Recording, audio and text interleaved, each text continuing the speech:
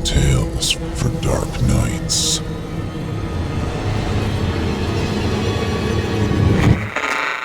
Want to make sure you never miss a Chilling Tales for Dark Nights video again? Be sure to subscribe and hit that bell to turn on notifications.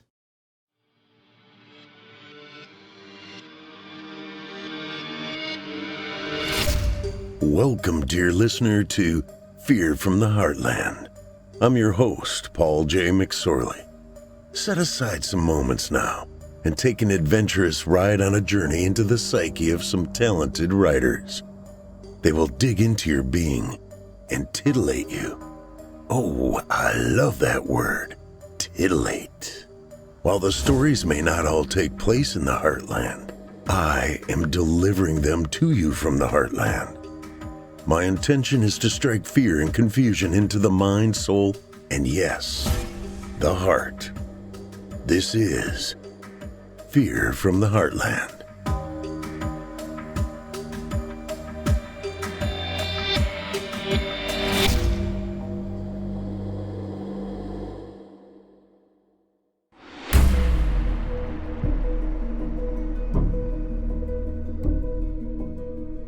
Hello, Heartlanders, and welcome to Season 3, Episode 24 of Fear from the Heartland. I'm your host, Paul J. McSorley. Hey, Heartlanders, you guys patrons yet? Visit simplyscarypodcast.com and click Patrons in the upper menu to join the club. You'll get ad-free versions of this and all our other podcasts, including hundreds of standalone releases from our audio archives dating back to 2012. It's a great way to show your support, and you get a whole lot for it. This year, I found the perfect gift for my grandson. A broken drum. You just can't beat it. My daughter-in-law loves me again.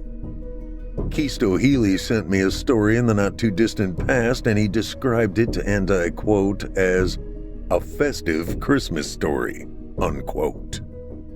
I think the man needs to learn the meaning of festive. One thing is for sure, you just can't beat it.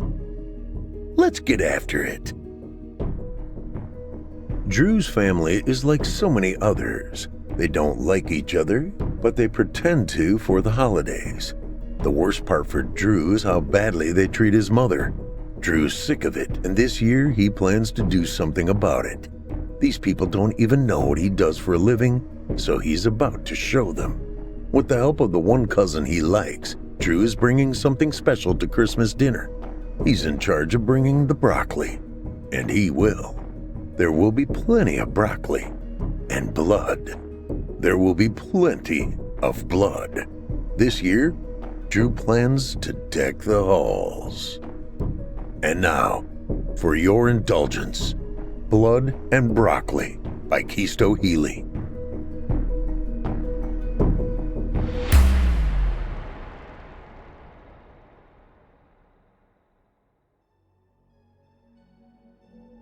Drew parked in the grass to make sure he was leaving plenty of room for the rest of his family. There were far too many of them as far as he was concerned, and they would all be here. They never missed a Christmas or chance to make each other feel uncomfortable, no matter how much they hated the holiday. Drew thought that the only thing his family hated more than the holidays was each other. And still, year after year, they showed up to share that hate in the most passive-aggressive ways they could muster. Of course, he wasn't really one to talk since he had never missed one either, and he couldn't stand a single one of them. They weren't a likable bunch, and every time he had the displeasure of being around them, he wanted to resort to violence, and would often imagine their gruesome deaths in order to survive the holiday. He would smile and keep eye contact while picturing the chandelier falling onto his aunt's bouffant, or nod with feigned interest as he thought about kicking his uncle's badly fitting khaki ass into the oven. In reality, Drew wasn't the violent type, though. He didn't have the option to be. He was the yang to the Chuck Norris yin. He believed, all jokes aside, Chuck's beard probably could actually kick his ass. Drew got in one fight in 6th grade and he lost it badly. He was forced to find other ways to solve problems. In most walks of life, that consisted of talking his way out of things and negotiating, two skills that meant nothing in this family. No one listened to him or anyone else or cared what anyone had to say past their own lips. Just thinking about it was infuriating. Drew took a deep breath and let it out slowly. Then he made his way up the curved, cobbled walking path between rows of potted plants and pinwheels that spun lazily in the gentle breeze. "I'll be thankful when I don't have to deal with this shit anymore," he mumbled as he made his way to the front door. Drew saw the curtain to the left of the door move and felt his Aunt Clara staring at him like he was some kind of intruder, there to rob the place as she hid behind the Christmas red fabric. "Yeah, because I'd ever come here of my own accord," he thought. "The bomb-ass peach cobbler wouldn't even get me to come back if I didn't have to. Why did I have to? Mom. I always came for Mom. As horrible as these people consistently treated her, she has always put value on family. That's part of the reason why she is probably the only redeemable member of this shit clan." Drew waved at the window and then knocked on the door. It took an absurdly long amount of time for the door to open when he knew his aunt had been nearby peeping at him. He was mid-exasperated huff when it finally came open. There was Aunt Clara wearing a Cheshire cat grin that was only slightly more frightening than her ugly sweater. "Drew," she crooned. "Oh, I'm so glad you made it. Your mother would be so happy." "That's why I'm here," he said. What he didn't say was, "It's literally the only reason, and you should quit staring at everyone that walks up like they're here to steal your plastic Christmas tree that sheds razor needles. I literally hate you." Drew walked past Aunt Clara and entered the house. His Uncle Mike was sitting on the couch, beer in one hand, the other lost in his pants, watching a football game. Drew scowled. Is he just petting his beer gut or masturbating to first downs? It really could go either way. "Hey, Uncle Mike." "Game is garbage. Refs must have eaten too much turkey and fallen asleep out there for Christ's sake." "Okay then," Drew said, walking past him. He made his way to the kitchen where he was immediately punched in the arm. "Ow! Damn it!" "Sup, cousin? You want to get high and visit the land of misfit toys?" He laughed with pride at his own joke, and Drew felt the disgust rise like bile in the back of his throat. He watched the man as he continued to nod while he waited for a response, his smile never faltering. Drew took a deep breath and let it out very slowly to gain composure. No, I don't want to do that, Charlie. We're actually adults now." "Yeah, so? Suit yourself. I think your sister is upstairs. She'll get high with me. Maybe she'll even make out with me if I'm good." "You're related," Drew mumbled quietly, then more loudly, "Have fun." "I will. Watch me," Charlie said before running off. "I won't," Drew said as he passed through the kitchen. He headed for the sliding glass door that led to the back porch where he knew his mother would be, chain-smoking cigarettes to deal with the stress of being here. He was patted on the head, back, and arm several times on the way by various family members already deep in the drink. Every touch made him cringe, but as he was accustomed to, he didn't say anything. He just kept on walking. In the safety of his mind, his inner monologue wished them all a speedy demise.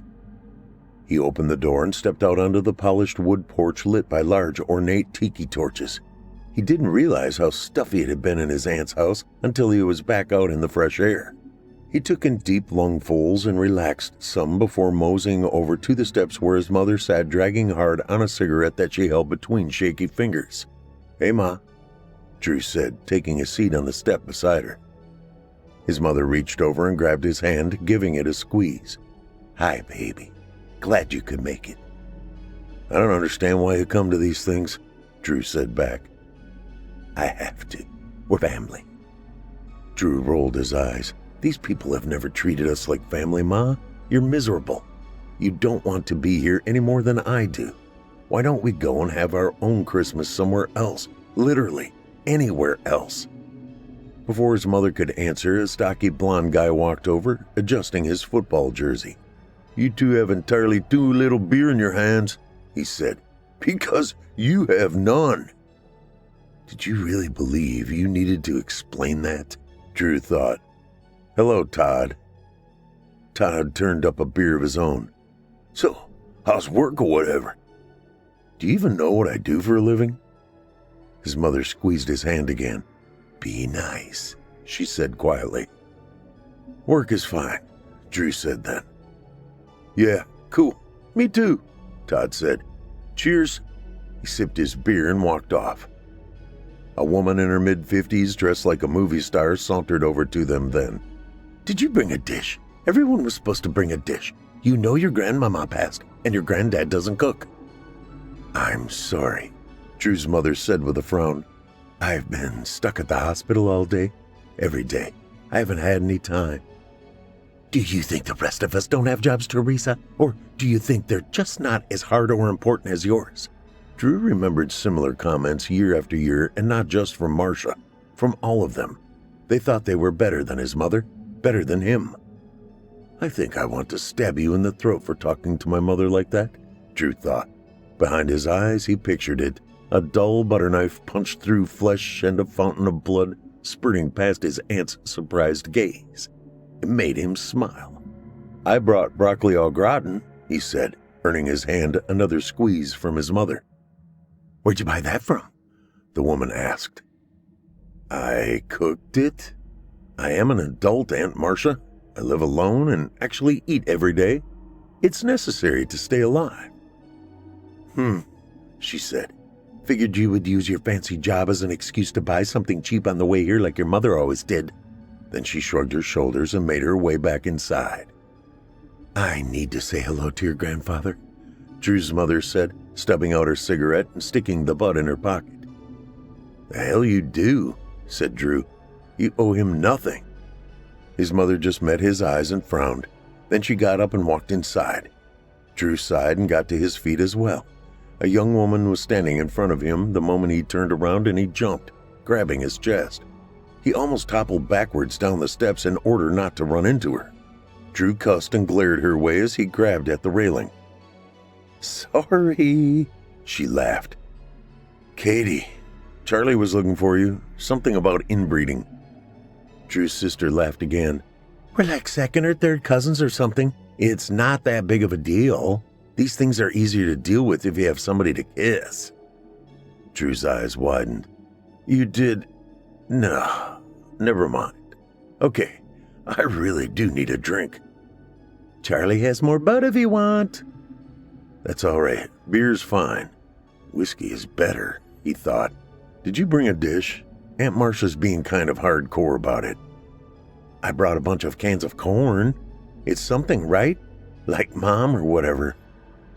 Right, Drew said, patting her arm supportively. Then he left her there to head back in. He wandered through the rooms of the house, ignoring people and waving at others until he found his grandfather. He was in his chair. He was always in his chair. If he ever did anything else, Drew wouldn't know who he was. Happy Thanksgiving, Merry Christmas, and Happy New Year, Drew said to the man who continued to stare out the window. Without so much as turning his head, the old man said, You're no different than your mother. Go away. My May is gone, and she's the only one in this family I even liked. Drew nodded. Right. Well, it's good to see you. No, it's not. Drew chuffed and left the room, almost bumping into his cousin Tamara. Sorry, he said. Grandpa's even less of a people person than he used to be. Well, it's Christmas, Tamara told him. So let's try to be nice, okay? Sure, Drew said with a forced smile as he squeezed past her and moved down the hall. I'll be sweet as a sugar plum. Wait till you see the gift I brought. Drew headed back to the living room. When he crossed the threshold, his shoulders were seized forcefully, and he thought for a moment that he was back in the 6th grade about to get bludgeoned publicly by Stephen Wachowski's meaty fists. Instead, his Uncle Mac was staring into his eyes. I don't think we have enough food. Marcia's gonna kill us all, boy. Is there a store still open? We need more food. Drew shook his head slowly. I have no idea. What do you want to buy? I don't know, man. I just don't want to sleep with one eye open. I'm sure it'll all work out, Drew said. You could do like my mom and not sleep at all because you're up all night crying after how shitty your family treated you. Drew kept the thought to himself and put on his best game show smile. Don't you have like some big paying career or something? Mac asked nervously. I mean, you could just buy Christmas dinner probably, right? Drew stared at him. In his mind, he thought, well, I don't gamble with my buddies and call it a career like you do. Out loud, he said, breathe, Uncle Mac. We're supposed to be feeling the Christmas spirit. That's what today is all about, right? Good tidings and good cheer. Tell that to someone who ain't married to a battle axe. Drew envisioned an actual battle axe cleaving his uncle's head off and sending it rolling across the floor to rest against the maroon cabinet filled with the good china. One by one, the plates fell and shattered. Drew chuckled to himself and noticed his uncle staring at him like he had gone mad. Mac released him with a shake of his head and turned to find someone else to solve his problem. Why don't you ask my mom to go run some errands for you after she worked a triple shift being equally as mistreated? He wanted to say, but he bit it back. I really want to get a drink, Drew said as his uncle walked away. If you need help with something, just let me know. Yeah, all right, his uncle said without looking back. Then he excitedly hurried off towards another family member. Jimmy, he shouted. Drew took a deep breath to remain calm and walked past the two big men now hugging. His cousin Trina saw him, smirked, and handed him a flask. Drew didn't even ask what was in it. He just took a gulp. Then he closed his eyes as the warmth of the liquor flowed through him. It's only a little poison, Trina said with a grin. I wouldn't even care at this point, Drew told her. Where's your dad? She asked, taking the flask back and sipping from it. Drew shrugged. Where are the hookers in this town? That'd be my guess. Trina laughed. Still snorting the Winter Wonderland like a champion, huh? What a winner. I always felt bad for your mom. You and me both, Drew said back. I considered killing him a few times. I hope he shows up before you give out your present. Me too. Remember not to eat the broccoli. I wouldn't eat that shit anyway. It smells like a fart. Drew smirked. Then a commotion pulled their attention towards the front door. What the hell is this? His Uncle Bill was shouting. Settle down, Bill. It's Christmas, for God's sake, said the man who had just entered, holding a tray of food in one hand and a black garbage bag full of jutting boxes in the other. I wish he would empty that bag and just smother him with it, Trina said quietly as they watched the scene unfold. Drew agreed. Aunt Marcia charged forward, pointing like she aimed to declare the newcomer was a witch. You calm down, Larry, she shouted. We said no presents. You can't just go rogue and do whatever the hell you feel like. He literally can, Drew said quietly to Trina, who laughed. He's like 50. There's too many chefs and not enough Indians in this family, Larry boomed. Here comes the racism, Trina said. It always shows up at some point. Drew turned from the scene and went to see what the alcohol situation was like. He selected a beer and handed one to Trina. Together they popped the tops. In the other room, the argument grew even more heated, several more voices joining in. Trina gulped from her bottle. I almost wore my rainbow shirt today, she said. You should have, Drew said, drinking some of his own beer. I'd be the most colorful black sheep in town. Drew smiled. I'm glad you're here with me, cuz. Trina's face lit up. Are you kidding me? I wouldn't miss this for the world. Drew grabbed another beer, opened it, and headed outside, Trina in tow, as the sound of breaking glass joined the shouts in the living room. You're not going to be sad? He asked as they emerged into the safety of the open air. Have you met me? I've been dreaming about this, like, literally. I wake up disappointed that it isn't real, but stoked that it will be. Drew smirked and shook his head. He looked over at his mother, who was standing to their left, leaning on the railing between two tiki torches, smoking as usual. And how do you feel? He asked. She took a long drag and exhaled a big plume of smoke with a sigh. I don't like it, Drew. I spent my life trying to gain these people's approval, especially his. You don't have to worry about that anymore, Ma. With or without this, that no longer matters, okay? Yeah, okay. She went back to her cigarette and stared off. I think it's starting to flurry. Maybe we'll have a white Christmas this year. You all right? Trina asked, touching Drew's arm. He looked down at her hand and then lifted his gaze to meet her eyes. He nodded. Yeah, I'm good. The back door slid open and Drew's Aunt Marcia poked her head out. What are you two doing out here? We're setting the table and getting the food ready. We could really use some help. You're not children anymore. You're both adults. Act like it and pull your weight. When she ducked back in, slamming the door hard enough to make the anxiety-driven Aunt Clara cry out with worry and plead to be more gentle, Drew and Trina looked at each other. And you thought I'd be sad? Trina said with a chuckle. That's my mother. Do you have any idea what it's like growing up with that woman? I have an idea, Drew said. Your father was so worried about her wrath earlier he had a death grip on my shoulders. I'm pretty sure I have a bruise. Impressive that you can be that big and that weak, isn't it? We should probably go. Drew nodded. He looked over at his mother. She frowned but waved him on. He took a deep breath and followed Trina back into the house, but not before turning his beer up. When he got inside, he saw his Uncle Jimmy reaching into the covered pan of broccoli. Drew gasped. It was imperative that they all had the broccoli at once. If he ate it before it was time, he would ruin everything. Drew lunged forward and slapped his uncle's hand. Jimmy glared at him with a fire in his eyes. Are you fucking kidding me? No, he's not kidding, Trina said, jumping in. You're not special, Uncle Jimmy. You can eat with everybody else. Jimmy turned his anger towards her. He trembled and stared for a moment, then spun away and stormed from the room. Drew had to fight, sighing with relief. Where do you think you're going? Where does he think he's going? Jimmy's wife, Diane, snapped, looking around for answers. She stormed out after her husband. You need to get in here and help like everybody else. Merry Christmas, Mike groaned. I'm surprised they were able to pry you off the couch, Drew's grandpa said to him. Game sucked anyway, Mike replied. Ref ball as always. I have literally never cared, Grandpa said, and Drew and Trina both covered their mouths to stifle their laughs. The hell are you laughing at? Snapped Mike's son, Brian. Be respectful.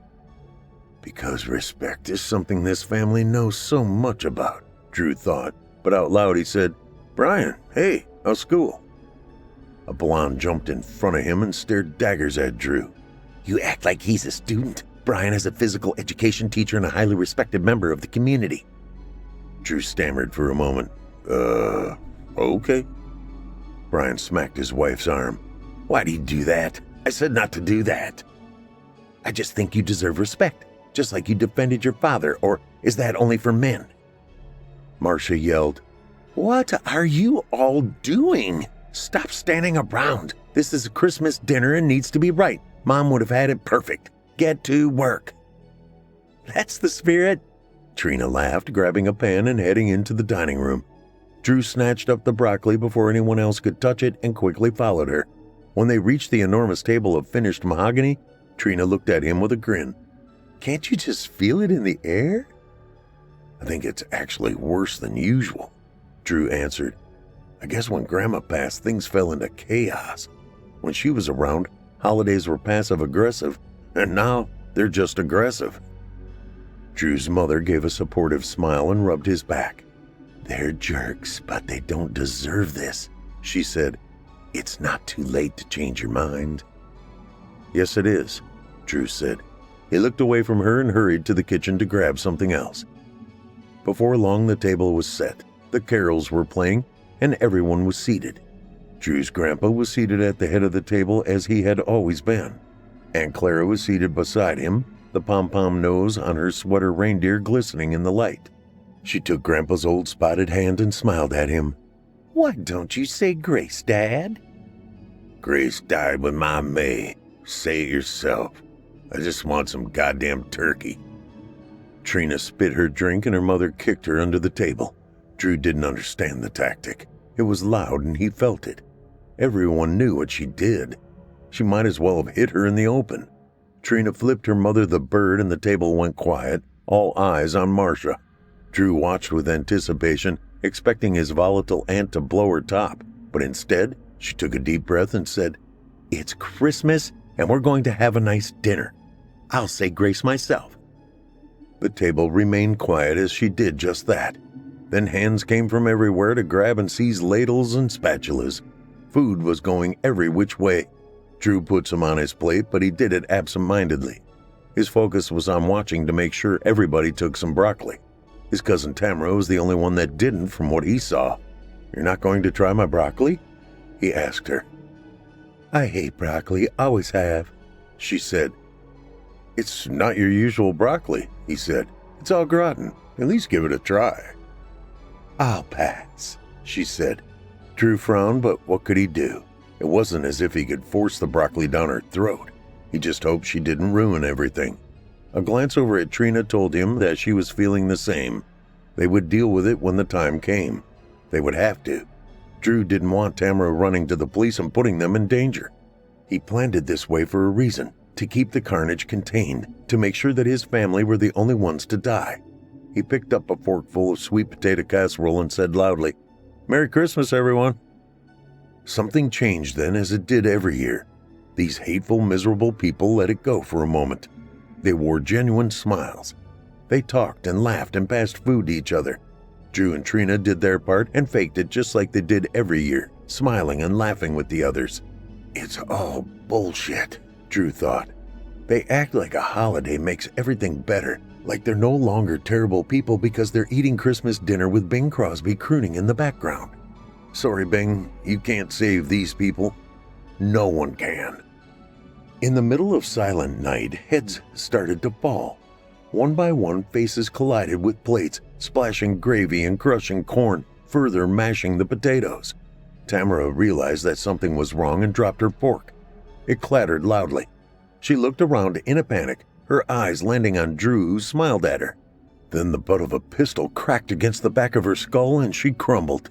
Tamara hit the table and her plate but kept going right out of her seat into a heap on the floor. "Oops," said Trina with a giggle. "That works better in the movies." "Worked perfectly to me," Drew said with a shrug. He pushed his chair back and got to his feet. Leave it to Claire to put raisins in the sweet potato casserole. Disgusting. "That was nice timing, by the way," Trina said, getting up from her seat as well. "Did you plan that?" "What, Silent Night?" "Ha, no, pure coincidence." "Just evidence that the universe is on our side." "Maybe it's Christmas magic," said Drew. "We're eliminating some names from the naughty list." "Won't this just add us to the naughty list?" asked Trina with a grin. "Worth it." Drew reached into his coat and retrieved a syringe. He held and walked around the table looking down at his unconscious family. Now, who should be the monsters and who should be the victims? He wondered. "You definitely have to make my mom one of the monsters. She's halfway there already." Drew thought a moment and scrunched his face. "Yeah, but on the other hand, she probably has the best chance of survival. Think about it. If anyone here is meaner than a monster, it's your mom." Trina gave a mock shiver. "All the more reason. Can you imagine if she did make it through? The thought of having to still deal with her after this is terrifying." Drew bit his lip and mulled it over. Then he nodded. Fair enough. He walked over to where Marcia sat, her face in a mess of cranberry sauce of her own creation, and he stuck the syringe into her neck, emptying its contents. "Who's next?" "I'd say if we want to make sure that none of them get out, we go with Uncle Jimmy. Add your little serum to his already fuming aggression, and it's bound to make for a wild party." Drew sighed. He shifted and stood with his hand on his hip. "We're thinking of this completely differently. You want to see a slaughter, a quick and efficient bloodbath. I want to see them have hope, to fight back and believe they can win and die anyway. Jimmy as a victim gives them a better chance." Trina blinked several times. "Wow, you are more fucked than me. I had no idea until this moment. All right, we'll do it your way. How about we do the opposite then and make a monster out of the least threatening person? Stick Grandpa, or better yet, Charlie." Drew tapped his finger on his lip. "Grandpa would be a more intense monster than you realize, I think. What about goofy-ass Todd? Or Uncle Mike? He'll just be like, 'Rawr, football.'" The two shared a laugh together. Or your sister. I kind of want to see Uncle Mike face off with one of the monsters. If he loses, he'll blame the refs. They both laughed again. All right, I'll stick Charlie. Drew walked around to Charlie's seat. He saw that his cousin had an erection when he passed out with a wad of turkey stuck to the fork he still clutched. Katie was seated next to him, her face in the mushy, mushroomy goodness that was green bean casserole, and her hand was draped over his thigh. "Aw, come on," Drew shouted. "For God's sake, gross." He took a second syringe from inside his coat and stuck Charlie quickly, moved his sister's hand to let it hang at her side, and then hurried away. "One more," he said. Trina was chuckling and trying to fight it. "I'm sorry," she managed between laughs. "Our family is just so fucked." "Who should be the last?" Drew asked, trying to stay on subject. "Haven't you done enough?" his mother asked him. "Leave it, Drew. Don't do any more." "What are you still doing here?" Drew asked. "You need to go." His mother just frowned and sauntered off towards the kitchen. Drew shook his head. Trina rounded the table and put a supportive hand on his shoulder. "Stick Aunt Clara," she said quietly by his ear. "She's afraid of everything, and the idea of the ugly sweater queen going full brutal is honestly awesome." Drew smiled then. "You're absolutely right." He walked over to Clara and gave her the injection. "Now we just have to wait for them all to wake up. Turn up the music." Trina took a swig from her flask and danced her way to the stereo, waving the gun in her hand. She turned the volume knob, and Drew started dancing as well. Together they sang and danced to all the classic holiday favorites. They broke open the champagne that was meant for later, shouting and laughing as the popped cork flew across the room to shatter an age-old ceramic decoration. They drank and danced until they were sore and out of breath. Then they stopped, panting and smiling at each other. Over at the table they heard a groan. "Perfect timing again," Trina said. Drew hurried over and stopped the music. The house fell into an almost tangible silence that was broken only by the stirring and moaning of their waking family. Trina went and stood by the door. Drew climbed up onto the table and stood right in the open chest cavity of the turkey. "Listen up," he said. "We only have time for me to explain this once." "Did you do this?" Brian growled. "Who the hell—" "Shut it," Drew said. "You all need to listen now. Year after year I've watched and listened to the way you treated my mother." "Your mother is dead," snapped Marcia. "She cared more about that damn hospital than her family. She gave it everything and it killed her." Drew stomped his foot down, making plates jump and rattle. "She did give her everything to her job, to taking care of the sick. And still, she tried so damned hard to earn your favor, and never, ever did. Even now, listen to you. You make me sick." "Too bad Nurse Mommy isn't still around to make you better then, huh?" said Jimmy. Drew wanted to kick him in the face, but he knew it would be a bad move. Jimmy would wallop him good unless Trina shot him, and that wasn't how this was supposed to go. He took a deep breath to try and steady his nerves, and then he said, "I know none of you care enough to know what I do for a living, but I work for a very powerful company creating a new biotechnology. I brought our newest here today. I know we weren't supposed to bring gifts, but I couldn't resist." "The hell are you talking about?" his grandpa snarkily asked. "You some kind of terrorist? You anthrax us on Christmas?" Drew laughed. "Better," he said. "In another couple of minutes, 3 of you are going to change. You won't be yourselves anymore or remember who you were or who you loved. You will only know hunger and bloodlust. The rest of you? Well, you're screwed. Good luck." Drew hurdled his grandpa to hop down from the table. "Forget this," said Brian. He shoved his chair back and stood. "I'm leaving." He glared at his wife and commanded, "Come on." But she didn't move. She looked terrified, and Drew loved it. "No one is leaving," Trina said from over by the door. "If you try to, I will shoot you. Please don't doubt me." Faces turned towards the kitchen, but Drew was now standing in the doorway waving a gun of his own. "This is insane," said Jimmy's wife, Diane. "What is this all about?" Just making a little boy's Christmas wish finally come true," Drew answered. Clara's arm shot out and smacked the table. She moaned and her body twisted. Bones snapped and flesh stretched with a shrill squeak to fit her new skeleton. "What the hell?" shouted Brian as he turned towards the front door once more. Trina pointed the gun at him. Brian shook his head. "Hell no, I don't care." He looked back as Marcia and Charlie began to contort and change as well with the sounds of popping joints and tearing flesh, and he shook his head again. When he looked back at Trina, he said, "Nope, shoot me." He took one step before Trina said, "Okay," and did as he asked. The bang was loud and the bullet went right through his thigh, dropping him to the shag carpet. He cried out, and so did his wife. The rest watched in stunned silence. "I didn't say I'd kill you," Trina told them. "I said I'd shoot you. Claire and the others will be the ones to kill you. I will just make sure you can't run away."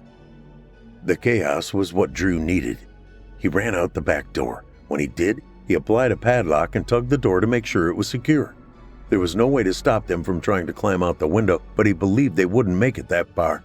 He ran around to the front of the house to go in and stand beside his cousins so they could watch the destruction of their family together, but he stopped when he was hit by a snowflake.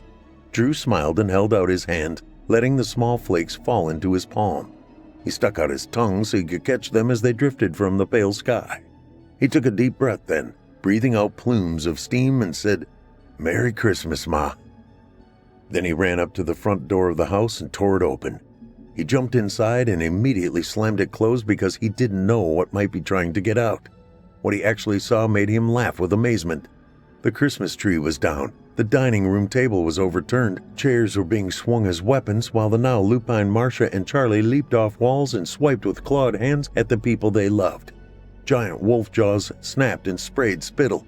Everyone was screaming. And there, right there in front of Drew, sweet paranoid Aunt Clara was eating the wounded Brian, tearing into his midsection, chewing the meat, and throwing aside the guts and bits she didn't want. Mouth agape, Drew looked at Trina.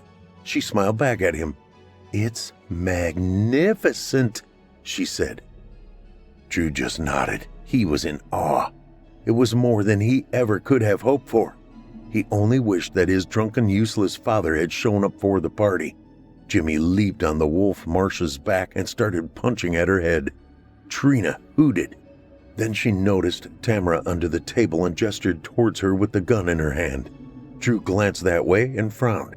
She had been sufficiently chewed on, her intestines strung about like garland for the tree. "I feel like we didn't give her a fair chance," Drew said. "She chose not to eat the broccoli. That's on her," Trina answered with a shrug. "Can you believe Brian's wife is over here and not running?" Drew looked down and saw the sobbing woman reaching out towards her husband who had long since left this world. Monster Clara would glance over and she would pull her arm back, but she couldn't seem to bring herself to leave her husband's side. "She must have really loved him," Drew said. "I wonder what that's like," Trina said thoughtfully. Mom could tell you if she was here, Drew thought. She was the most loving person of all. Love doesn't get you anywhere but hurt, though, does it? Just as he thought it, Clara looked up at them, judged their guns to be a threat, and leaped on to Brian's wife, who gave a short, pointless scream before her throat was removed and Christmassy red was splashed over the fallen green tree. Mike joined Jimmy in trying to take down Trina's mom. Her husband, Mac, actually started trying to pull them off. "That thing is still my wife!" he cried. Trina laughed and Drew just shook his head. Charlie was making quick work of the others, claws and jaws tearing through their family. Drew's sister, who had been fond of Charlie earlier, was now screaming and throwing Christmas balls at him. He would swat them down with his claws or catch them in his enormous maw and crunch them between his jagged teeth. Trina started singing, "Deck the halls with blood of family, fa la la la la, la la la la." Their attention was drawn from the battle as Aunt Clara left Brian's now headless wife to leap their way. She must have decided the guns weren't scary enough to avoid. Trina raised hers anyway, but Drew pushed her hand down with his own. He grabbed a whistle hanging around his neck and blew into it. The wolf fell in mid-jump and whimpered in pain. Then it scurried away, still whimpering. "Holy shit! I didn't even hear anything," Trina said with a shocked laugh. It's like an extreme dog whistle. Humans can't hear it, but the pitch is extremely painful to the monsters." Trina laughed. "So you can totally keep them when this is over and train them? You can make my mom go fetch your morning paper from a terrified paperboy?" She laughed hysterically at this. "Nah," Drew said. "It's temporary. It will wear off eventually and they will return to their original forms." "And they won't, turn back at the next full moon?" "No, it's a drug, Trina. They would have to administer more to turn again." "Holy shit," Trina said. "Mom's on wear crack and you have the coolest job ever." Drew laughed and blushed. "I can only imagine what this formula is actually going to be used for when it makes it to the prospective buyers." "Does that bother you?" "I try not to think about it. They actually know I'm here doing this." Trina's eyes widened. She stared over at him as Jimmy flew by, crashing into a painting of a frozen lake that hung upon the wall. "You're kidding me," she said. "Nope, they're taking it as a field test. When it's over, it will be cleaned and erased. The neighbors have already been removed." "Jesus," said Trina. "They didn't do anything to us." "Collateral damage and whatnot." "Damn, that's cold." She turned her head. "Dude, look at Grandpa." Drew turned and gulped. Sitting right in the middle of the transpiring horror was his grandfather. The table had been overturned, but the old man remained in his chair at what would have been the head of the table. People were screaming and running around him, flying by him and falling past him. Their blood sprayed his pinstriped button down and darkened his green suspenders. He just sat there, staring forward, his eyes like knives pointed at Drew and Trina. Drew looked away. He was glad he did. Charlie was charging towards them, wolf jaws opened wide and strands of spittle like tinsel hanging from its loose lips. The blinking Christmas lights flashed in colors over his fur. Drew fumbled for the whistle, and Charlie made it close enough that he could taste the monster's foul breath before the sound only the beast could hear drove it away. Drew shivered. "That was close," he said. Trina didn't answer. Drew turned her way and saw her own mother ripping at her like she was the wrapping paper hiding away the present the beast had been waiting for, shreds flying in every direction. "Damn it, Marcia," Drew said with a snarl of his own. "You ruin everything, you insufferable beast." The wolf looked up from her daughter's mangled body, its eyes blazing with fury. "Go to hell," Drew said. He didn't bother with the whistle. Instead, he lifted his gun and squeezed the trigger. There was one short yelp and the wolf's brains were scattered over a family of decorative snowmen. "What did you do?" Max screamed, punching Drew in the jaw with a meaty fist. Drew crashed into the door, seeing stars. "She killed your daughter!" Drew cried as the next fist came and collided with his temple, causing a pounding headache instantly. "You killed us all!" Max screamed back. "You're as terrible as your useless mother!" There was a bang and Mac fell to his knees, clutching his abdomen as his innards spilled past his thick fingers. Drew didn't think he pulled the trigger. Then he felt a draft and realized the door behind him was open. He turned and found his father on the stoop. He was standing in the increasingly downpouring snow, holding a smoking gun. His clothes were twisted and disheveled, his hair a mess. He looked like he hadn't shaved in weeks, and he stunk of booze and sex. "Dad?" "Duck!" Drew dropped down and covered his throbbing head. His father raised his gun and fired again. Drew couldn't resist looking back and peeked over his shoulder in time to see Jimmy's wife, Diane, wielding the turkey carving knife. The bullet threw her backwards. She spun in the air before landing face down in a pile of someone else's insides. Drew turned back and looked up at his father. "Don't you want to know what's going on?" His father gave a lethargic shrug of his shoulders. "Don't really care. Always hated these people and how they treated your mother." Drew felt angry then. He got back to his feet and glared at his father. "You didn't treat her much better." His father gave a subtle nod. "I know. That's why I planned to wait for the cops when I was done." Drew's eyes widened. His lips moved for a moment before he found the words. "Wait, you were coming here to kill them?" The slight nod came again. "I've been thinking about it for months. I wish you'd let me. Kept yourself out of trouble. You deserve better." Drew blinked. He didn't know what to say. He turned back towards the inside of the house and found it eerily quiet. There were limbs and gore and broken furniture everywhere. Marshall wasn't the only dead wolf. Charlie was sitting up against the overturned table, Christmas light strands wrapped tightly around his neck, his eyes bulging out of his lupine skull. There was a knife in his chest for extra assurance. His tongue lolled out of his long open jaws. Drew's gaze searched the room.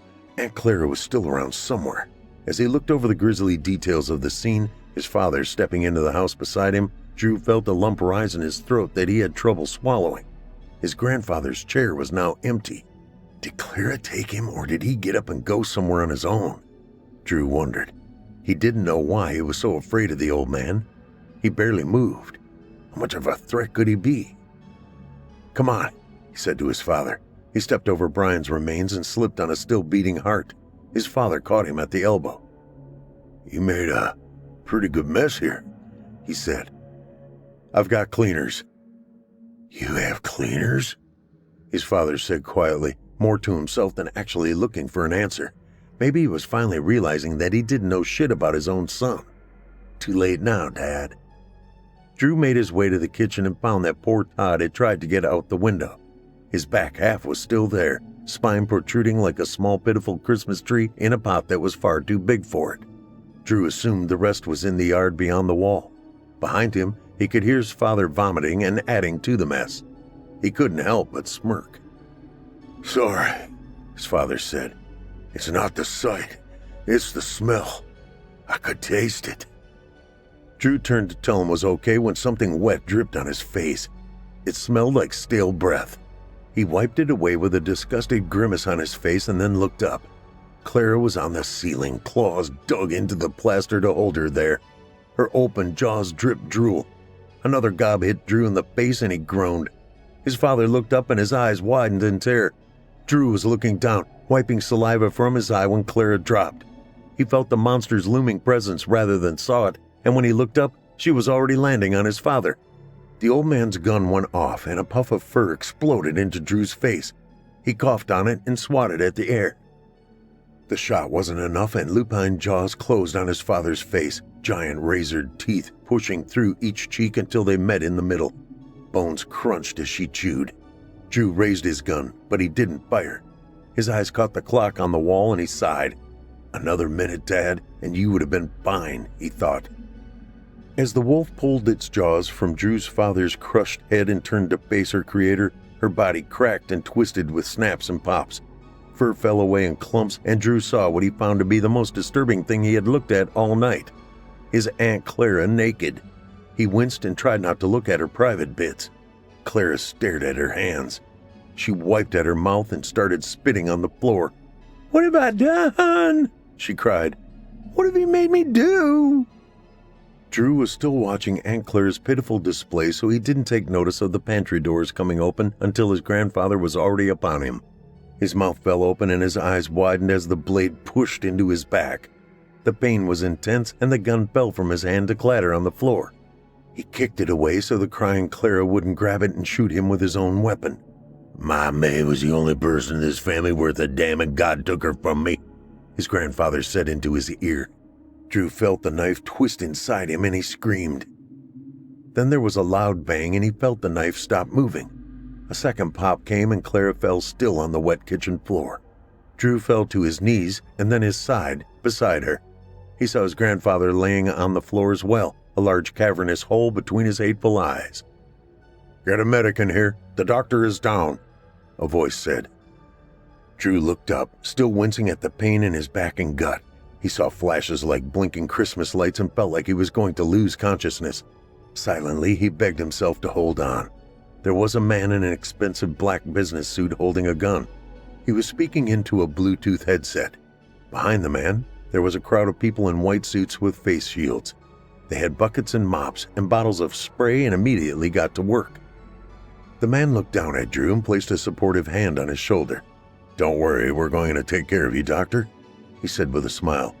"You're way too important to lose. Just relax. Help is on the way." Drew watched through his waning vision as the man patted his shoulder and then stood upright. Speaking into his headset, he said, "Yes, sir, it was a success. We can contact the buyers and tell them it's a go. Of course, sir. We'll clean it top to bottom and then burn it. See you soon, sir. He did well. Drew tried to sit up, but it hurt too much. He laid back down just as a man and a woman ran in and squatted beside him. Take care of him. Do whatever you need to, but don't lose him, the man in the suit said to them. Then he looked at Drew and gave him another big smile. Merry Christmas, Doctor, he said. This is a Merry Christmas indeed.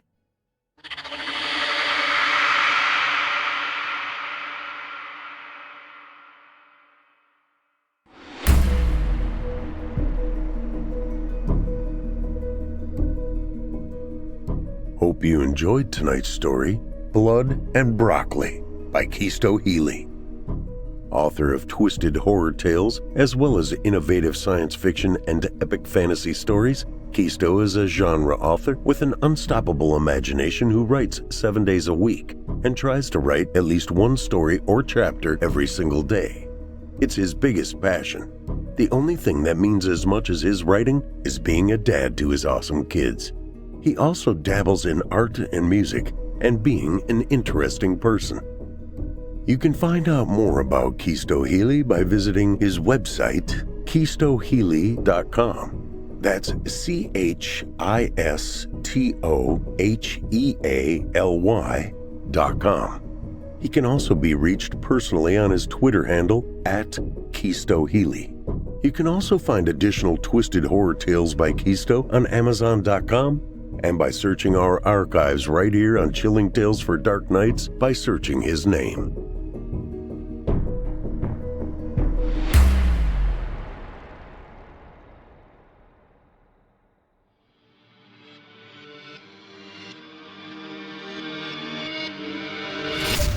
If you enjoyed tonight's story hosted by yours truly, Paul J. McSorley, you can search my name on Chilling Tales for Dark Nights on YouTube for additional previous stories. If you'd like to hear more lengthy tales, be sure to take a look at my audiobooks. Available now on audible.com or just visit paulsbooks.net. That's PAULSBOOKS.net. You can also find me personally on Facebook and Twitter. And with that, listeners, our weekly journey into the psyche has just about come to a close. But before we go, I'd like to take a moment to thank you for joining us for tonight's episode and remind you to take a moment to stop by our iTunes page and leave Chilling Tales for Dark Nights a 5-star review and a kind word. And follow us on Facebook, Twitter, and Instagram if you haven't already. And while you're at it, please remember to stop by our Apple Podcast page or wherever else you listen to your favorite podcasts and subscribe. The charts are based on subscriptions, not listens.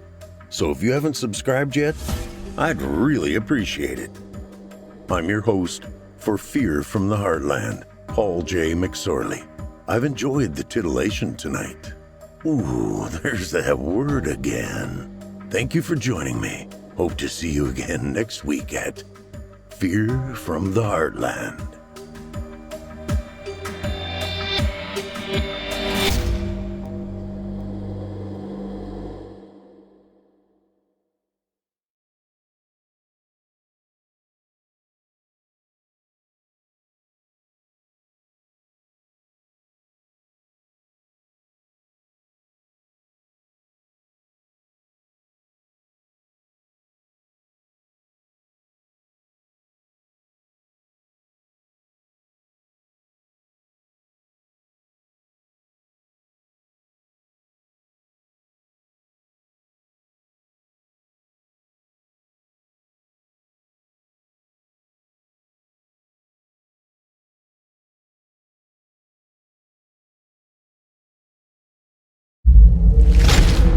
Chilling Tales for Dark Nights.